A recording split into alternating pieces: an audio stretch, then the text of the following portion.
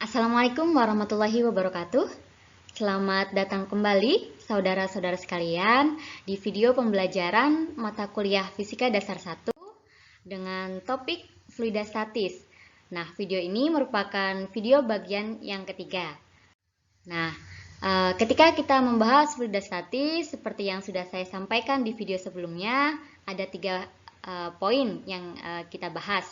Nah, untuk yang poin pertama, kita bahas di video bagian pertama atau part 1, yaitu tentang tekanan dan massa jenis dari sebuah fluida. Kemudian poin yang kedua tentang variasi tekanan pada fluidastatis sudah dibahas di video part 2 gitu ya. Nah, sehingga di video kali ini kita akan membahas poin penting yang ketiga, yaitu berkaitan tentang prinsip Pascal dan Archimedes, gitu ya. Ini adalah foto dari Pak Pascal. Kemudian beliau itu adalah seorang ilmuwan dari Prancis, seorang matematikawan, fisikawan, kemudian juga filsuf. Kontribusi beliau sangat besar di bidang tekanan, gitu ya, terutama di hidrostatis, di tekanan hidrostatis. Nah, lalu apa ya kaitannya dengan Pak Pascal ini sama ada orang sedang bekerja menggunakan hidrolik untuk mengangkat mobil gitu ya. Nah, nanti akan kita lihat kaitannya. Nah, ternyata di tahun 1600-an ini Pak Pascal sudah pernah menyatakan bahwa jika ada fluida ini diletakkan dalam suatu bejana tertutup, gitu ya. Kemudian ada perubahan tekanan. Nah, perubahan tekanan ini akan diteruskan ke setiap bagian fluida juga pada dinding bejana tersebut. Nah, itu dinyatakan oleh Pak Pascal yang kemudian saat ini kita kenal sebagai prinsip Pascal. Lalu, apa tadi hubungannya dengan hidrolik mobil? Kita akan lihat. Nah, tadi dari prinsipnya Pak Pascal kan punya prinsip tadi tuh, kita bisa terapkan atau kita aplikasikan ke dalam hidrolik mobil ini. Jadi di dalam hidrolik ini ada sebuah fluida, ingat ya, fluida seperti yang Pak Pascal katakan. Jadi fluida ini kan ada di dalam sebuah bejana tertutup, ya.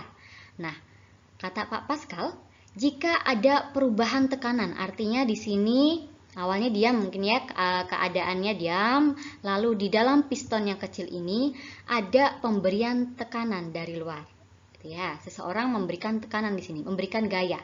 Jadi ada perubahan tekanan di sini sehingga tekanan itu akan diteruskan ke segala arah, ke semua bagian fluida sekaligus juga ke dinding-dinding bejana ini gitu sampai ke sini.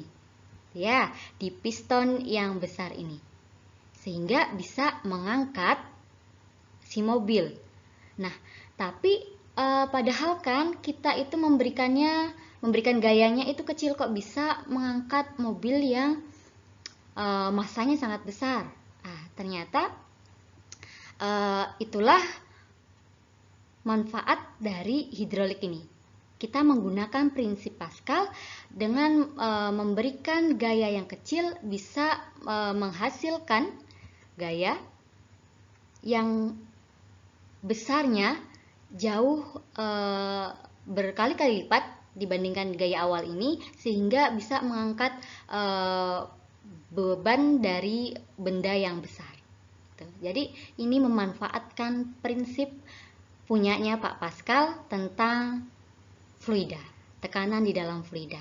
Nah, jika dirumuskan dari pernyataan Pak Pascal tadi, bisa kita tuliskan seperti ini. Misalkan di sini ada area 1, kemudian diberikan gaya F1 sehingga bisa kita tuliskan, kita dapatkan persamaan tekanan. Biasa ya ini ya, P sama dengan F per A. Lalu tekanan ini diteruskan ke sini dengan nilai yang sama. Itu kata Pak Pascal kan. Sehingga P1 sama dengan P2. Dimana P2-nya ini sama caranya nyari gaya per luas. P2 sama dengan F2 per A2. Jadi ini rumusan matematis dari pernyataannya Pak Pascal. Nah, selanjutnya, misalkan kita cari lebih dalam lagi tentang prinsip Pascal ini. Misalkan dengan sistem yang sama, yaitu hidrolik tadi, ada gaya yang bekerja di piston kecil F1, kemudian dia punya diameter D1. Selanjutnya diteruskan mestinya ya, jika ada gaya diberikan di sini, ada penerusan ke segala arah hingga sampai juga ke sini. Tentu saja di sini bisa dihasilkan gaya sebesar F2. Manfaatnya bisa tadi untuk mengangkat mobil. Nah, kemudian ada pertanyaan, berapa besar volume yang kemudian berpindah? Tadi kan misalkan fluidanya itu di sini ya, keadaan awal. Kemudian kan ditekan, diberikan gaya, berarti kan ada sejumlah volume fluida yang berpindah. Ya, bisa kita tuliskan di sini, volumenya adalah V sama dengan D kali A. D-nya diameter dari tabungnya, kemudian A-nya adalah luas penampangnya. Nah, berarti volume yang berpindah adalah D kali A. Selanjutnya, volume ini bisa menentukan seberapa jauh si piston di sisi yang lain itu bergerak. Kan fluidanya bergerak, berarti kan piston yang lain pun bergerak. Nah, seberapa jauhnya dia bisa mengangkat, bergerak ke atas, berarti kan bergantung berapa volume fluida yang dipindahkan. Nah, tentu saja volume yang berpindah ke sini sama volume yang berpindah ke atas sana, yang di sisi lainnya nilainya sama. Jadi V2 sama dengan V1. Bisa kita tuliskan ulang, V2-nya pun sama, D2 dikali A2. Atau bisa kita tuliskan langsung seperti ini, D2 sama dengan D1 kali A1 per A2. Nah, selanjutnya kita bisa ingat-ingat lagi di video pembelajaran sebelum-sebelumnya kaitannya tentang usaha, diingat-ingat lagi ya. Usaha gaya dikali perpindahan, kan? Di sini juga kita pakai lagi. Tadi di sini ya, bisa kita masukkan D2-nya ini dengan nilai ini. Nah, ternyata usaha yang dilakukan di kedua sisi tabung ini bernilai sama. Ya. Artinya apa? Ada kekekalan energi di sana. Berlaku hukum kekekalan energi yang hukum kekekalan energi di sini. Nah, jadi meskipun gayanya di sini berbeda ya, tentu saja di sini yang diberikan kecil bisa menghasilkan gaya yang lebih besar sehingga bisa mengangkat beban. Tetapi jika kita perhatikan ternyata usahanya adalah sama. Ya, artinya ada kekekalan energi di dalam kasus hidrolik ini. Nah, kemudian jadi kita bisa ambil kesimpulan bahwa di dalam teknologi tuas hidrolik ini sebenarnya gaya yang kita berikan itu kan kecil ya. Jadi penerapan gaya yang cukup kecil ini di tempat tertentu atau di piston yang kecil itu bisa menghasilkan gaya yang sangat besar di piston sebelahnya. Ya, sehingga itulah yang gaya yang besar ini kita manfaatkan untuk mengangkat beban yang besar seperti mobil misalkan. Ini kita dapatkan dari prinsip Pak Pascal. Nah, kita langsung masuk ke contoh soal. Ini masih sama kasusnya, yaitu tentang hidrolik. Di sini piston besarnya memiliki radius 20 cm. Nih ya, piston besarnya. Kemudian piston kecilnya, jari-jari atau radiusnya 2 cm. Itu kemudian mobilnya 1500 kg. Nah, yang ditanyakan, berapa saya harus kasih gaya agar bisa mengangkat mobil besar ini? Tentu saja kita manfaatkan prinsip Pascal. Ini P1 sama dengan P2. Ini tentu saja dari prinsip Pascal ya. P1 misalkan di sini, kemudian ini P2. Nah, tentu saja kalau diuraikan, tekanan itu kan F per A, gitu ya. Sama juga untuk yang 1 dan 2, piston 1 dan piston 2. Kemudian kita uraikan lebih lanjut, di mana di sini tabung hidroliknya itu, maka luas area tabungnya PR kuadrat, begitupun juga yang tabung piston besar. Selanjutnya kita perhatikan yang di piston kedua, alias piston yang besar. Di sini ada mobil, ya. Pada mobil ini bekerja gaya gravitasi bumi yang arahnya ke bawah, gitu kan ya? Gaya berat atau gaya gravitasi bumi. Tentu saja nilainya sama dengan mg. Oke, selanjutnya bisa kita susun ulang. Di sini ada yang bisa kita sederhanakan, pi-nya bisa kita hilangkan gitu ya di ruas kiri dan ruas kanan. Kita kan mau nyari F1 atau gaya yang kita berikan di piston kecil ini berapa gitu kan. Makanya kita cari F1. Nah, nilai M, nilai G, kemudian jari-jari piston kecil, jari-jari piston besar, kita sudah tahu di dalam soal tadi. Otomatis tinggal masukkan saja, sehingga kita bisa dapatkan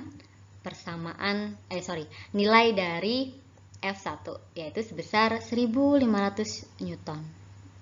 Gitu ya. Jadi, dengan gaya yang cukup kecil ini, kita bisa mengangkat mobil yang masanya 1500 kg. Dengan memanfaatkan prinsip Pascal untuk hidrolik ini. Oke. Nah, selanjutnya tadi ini sudah prinsip Pascal, sekarang bergerak ke Archimedes. Prinsip Archimedes tepatnya. Nah, ini ada sebuah komik cerita pada zaman dahulu kala, cerita tentang Pak Archimedes tentunya ya. Pada zaman dahulu tentunya ini kisahnya berada di beberapa tahun sebelum Masehi. Jadi Pak Archimedes itu hidup sebelum tahun Masehi gitu ya.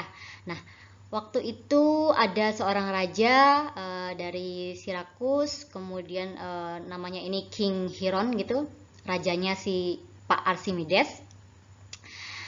Beliau itu pengen beli crown, mahkota, kemudian beli ke pandai besi atau penempa logam gitu ya. Ini pandai besi. Nah, tapi si raja ini masih ragu. Ini orang bisa dipercaya nggak sih ya gitu.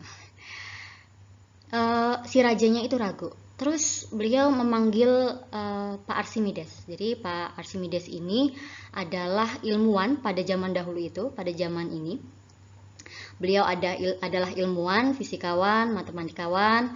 Jadi makanya si raja ini percaya manggil Archimedes. Coba ini Archimedes cari tahu apakah mahkota dari si pandai besi ini benar-benar dari emas atau enggak. Nah, tetapi dari syarat si raja ini cari tahu tapi enggak pakai ngerusak si mahkota ini. Nah, si Archimedes pun bingung. Pulang sambil bingung ini gimana caranya cari tahu ini beneran emas atau tidak, tetapi nggak boleh dirusak. Nah, oke, saya bingung, tetapi saya mau mandi dulu aja lah, katanya Pak si Archimedes. Oke, Pak Archimedes mandi nyemplung bak yang isinya fluida, isinya air.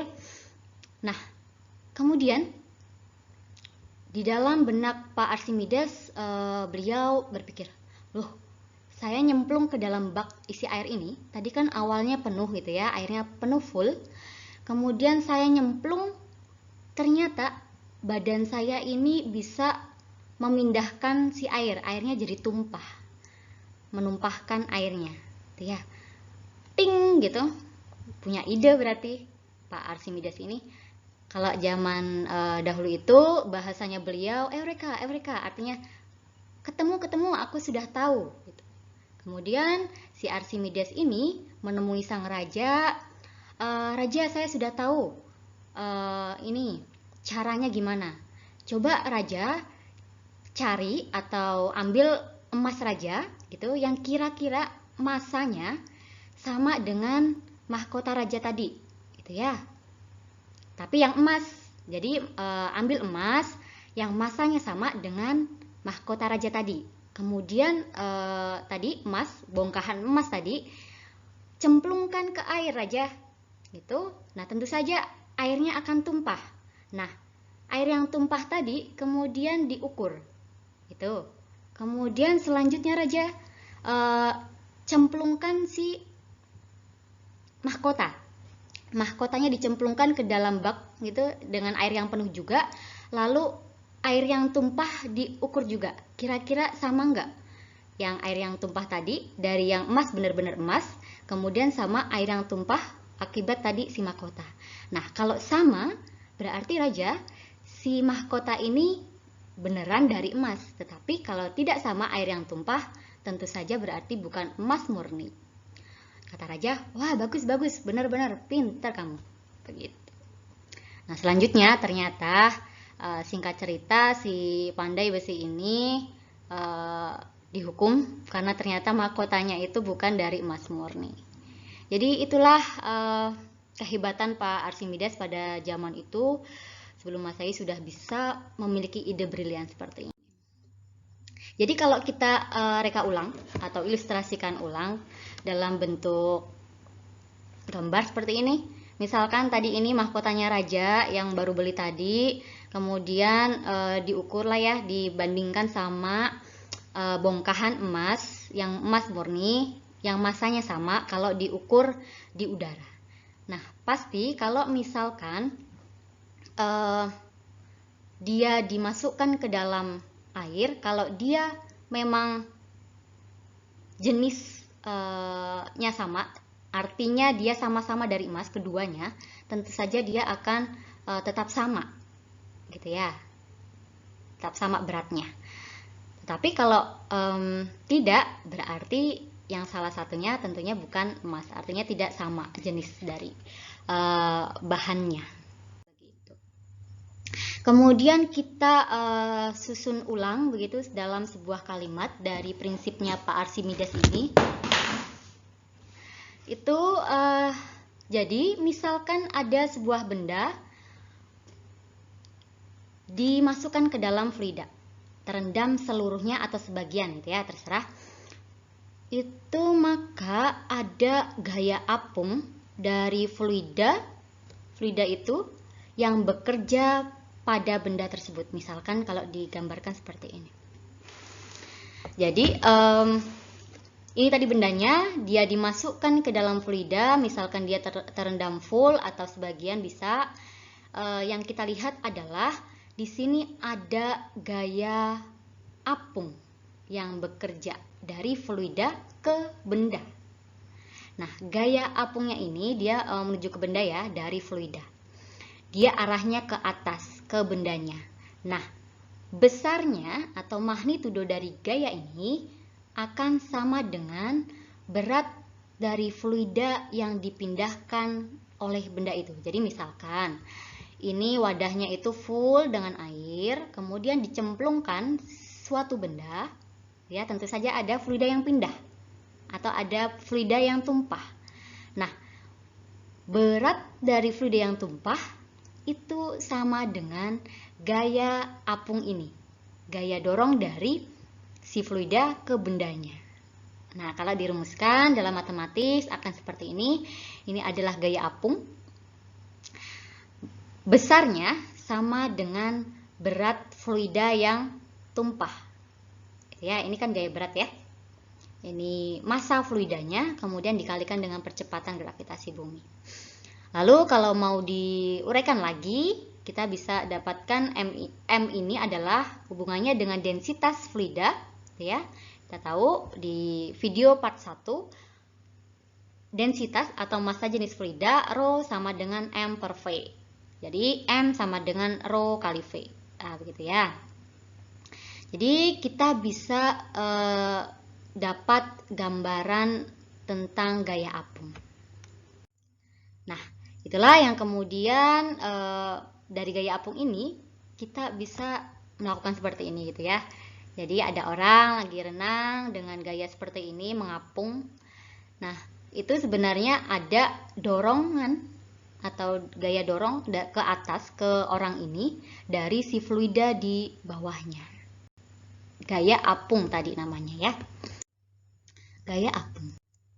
Nah, kemudian kita lihat lagi lebih rinci. Misalkan di sini masih ada sebuah benda dimasukkan ke dalam fluida. Sebenarnya ada gaya apa saja yang bekerja? Tentunya di sini ada gaya gravitasi bumi atau gaya berat dari benda ini, ya, akibat gaya tarik bumi, arahnya ke bawah. Kemudian dari fluida ini memberikan gaya ke atas terhadap bendanya, namanya tadi gaya apung, ya. Ini gaya apung, buoyant force. Nah, itulah kenapa bisa benda-benda itu terapung, gitu ya. Ada gaya apung, dimana tentu saja kalau modelnya begini, dia mengapung, berarti gaya apungnya lebih besar daripada gaya gravitasinya. Ya, nanti akan kita lihat lebih detail. Gimana bedanya kalau terapung, tenggelam, gitu ya. Kaitannya sama gaya-gaya ini. Nah, sebelum itu kita berarti bisa mendapatkan gambaran dari prinsipnya Pak Archimedes itu. Misalkan saya punya ada suatu benda gitu ya, sama awalnya ini, misalkan diukur beratnya ya, diukur di udara, kita bisa dapatkan berat benda di udara. Misalkan nilainya mg gitu ya, dia skalanya sekian. Nah, ternyata kalau kita masukkan ke dalam fluida, dia diukur beratnya ini, dia nilainya lebih kecil. Tentu saja kita bisa tahu pasti akibat dari gaya apung tadi ya. Karena tentu saja kalau kita menghitung resultannya, berarti ada selisih antara gaya berat dengan gaya apung. Ya, sehingga makanya di sini gaya beratnya bisa lebih rendah dibandingkan dengan yang di udara. Begitu? Nah, tadi seperti yang sudah saya singgung sedikit, gimana jika benda itu kok bisa terapung atau tenggelam atau bahkan melayang? Pasti ada kaitannya dengan gaya apung tadi dan gaya berat dari si bendanya. Misalkan yang pertama ini, tadi sudah kita uraikan gaya-gayanya ya. Ada gaya berat, ada gaya apung ke atas. Gitu ya. Nah, kalau mengapung, gitu ya, tentu saja berarti gaya dorong ke atasnya, atau gaya apung berarti ya namanya ya, berarti lebih besar dibandingkan dengan gaya yang ke bawah, atau gaya beratnya. Gitu ya. Kemudian kalau yang ini berarti yang tenggelam, berarti dia gaya yang ke bawah atau gaya beratnya lebih besar dibandingkan gaya dorong ke atasnya atau gaya apung. Kemudian kalau misalkan benar-benar berada di tengah begini, berarti dia posisinya setimbang gitu ya. Kemudian ini misalkan contoh real, kalau misalkan saya punya telur, lalu ada dua jenis fluida yang berbeda. Di sini berbedanya berarti bisa kita kaitkan dengan massa jenisnya kan ya. Dimana di sini fresh water atau air biasa ya, air murni begitu. Kemudian ada salt water atau air asin. Tentu saja berarti densitasnya di sini lebih besar. Nah, itu ternyata karakteristik dari fluidanya juga mempengaruhi dari bagaimana benda itu bisa terapung atau tenggelam atau melayang. Ada nilai rho yang mempengaruhi dari nanti gimana kondisi bendanya. Nah, selanjutnya, saudara-saudara sekalian, kita bisa juga menghitung berapa sih bendanya bagian benda yang tercelup atau terendam dalam fluida. Misalkan nih, dia tercelupnya itu sebagian, jadi tidak mengapung semua full gitu, bukan. Atau bukan terendam full, tetapi ada sebagian yang di atas permukaan, ada yang terendam. Nah, itu bisa kita cari. Nah, yang pertama kita anggap dulu bendanya itu dalam kondisi setimbang. Artinya gaya yang bekerja di sini, misalkan ada gaya ke atas ke bawah, nilainya sama. Ke atas berarti ada gaya apung. Sini disimbolkan FB, sama aja ya sama FA. Kalau di sini berarti dalam bahasa Inggris buoyant force. Nilainya berarti sama dengan gaya beratnya. Begitu, kemudian kita uraikan satu persatu. Tadi kita sudah tahu persamaan dari gaya apung, rho GV gitu kan, rho-nya rho fluidanya, kemudian percepatan gravitasi bumi, V-nya itu adalah volume benda yang tercelup atau terendam. Begitu. Oke, kemudian yang ruas kanan, G biasanya di sini ya, kemudian M-nya bisa kita uraikan hubungannya dengan massa jenis, kan rho sama dengan M per V, jadi M sama dengan rho V gitu kan. Kemudian ini adalah gaya berat dari benda kan ya, berarti dia rho-nya rho benda. Itu volumenya volume benda full, karena kita berbicara tentang gaya berat. Nah, dari persamaan ini bisa kita sederhanakan dan susun ulang. G kita bisa hilangkan di ruas kiri dan ruas kanan, kemudian kita susun ulang gitu ya, sehingga rasio ini, perbandingan volume atau bagian benda yang terendam dengan volume benda keseluruhan itu akan sama dengan rasio densitas dari benda dengan fluida. Nah, gitu ya, jadi kita bisa tahu. Contoh soalnya. Nah, misalkan kasusnya sama kayak tadi, ada sebuah benda, di sini balok, dicemplungkan ke dalam fluida. Ada bagian yang mengapung, ada yang terendam. Di sini diketahui apa saja, misalkan di sini ada massa jenis balok, ada massa jenis fluidanya, kemudian ada tinggi balok keseluruhan, jadi H besar keseluruhan. Nah, yang ditanyakan yang terendam berapa ketinggiannya atau H kecil. Kita cari solusinya. Di sini tadi anggapannya ya, posisi setimbang. Artinya dia diam gitu ya, anteng gitu bendanya. Jadi kalau posisi setimbang berarti ada kesetimbangan gaya di situ, F atau gaya apung, buoyant force, sama dengan gaya beratnya. Itu sama seperti tadi, kita uraikan gaya apung, rho GV, di sini gaya beratnya diuraikan juga. Selanjutnya sama seperti tadi ya, sehingga menghasilkan perbandingan dari volume benda yang tercelup dengan benda utuh, kemudian sama dengan perbandingan dari rasio benda dan fluidanya. Nah, ini kalau mau diuraikan lagi, maka yang ruas kanan tetap ya. Kemudian yang ruas kiri, volume itu kan kalau balok panjang kali lebar kali tinggi gitu ya. Misalkan di sini panjangnya L, simbolnya L, length begitu kan.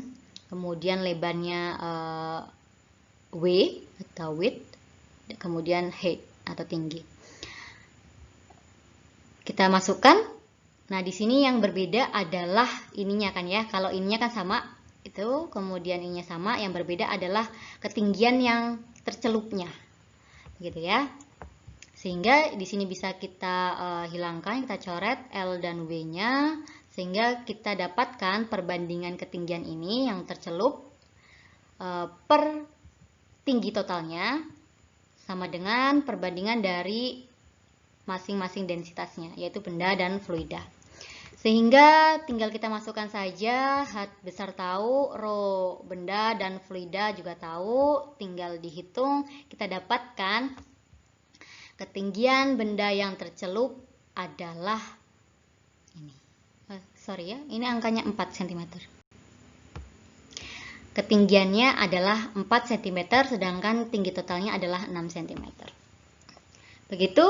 Jadi, saudara-saudara sekalian, kita sudah membahas tentang prinsip Pascal, begitu, kemudian prinsip Archimedes, hingga lengkap sudah 3 poin penting yang kita pelajari dari fluida yang statis, artinya fluida yang diam, tidak bergerak.